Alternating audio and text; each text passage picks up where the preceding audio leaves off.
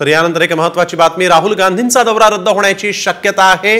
आजचा कोल्हापूर दौरा राहुल गांधींचा रद्द होण्याची शक्यता आहे। विमानामध्ये बिघाड झाल्यामुळे राहुल गांधींचा आजचा हा कोल्हापूर दौरा रद्द होऊ शकतो अशी शक्यता आहे। कोल्हापूरच्या दौऱ्यावर राहुल गांधी येणार होते, परंतु आता राहुल गांधींच्या विमानात बिघाड झाला आणि त्यामुळे राहुल गांधींचा हा दौरा रद्द होण्याची शक्यता आहे। तर एक महत्त्वाची बातमी आपण बघतोय, राहुल गांधींचा आजचा कोल्हापूरचा दौरा हा रद्द झालेला आहे। त्यांच्या विमानामध्ये बिघाड झाला आणि त्यामुळे राहुल गांधींना आपला हा दौरा कोल्हापूरचा रद्द करावा लागलाय। सीमा दाते आमच्या प्रतिनिधी आपल्यासोबत फोन लाईनवरून जोडले आहेत। सीमा, काय अधिकची माहिती?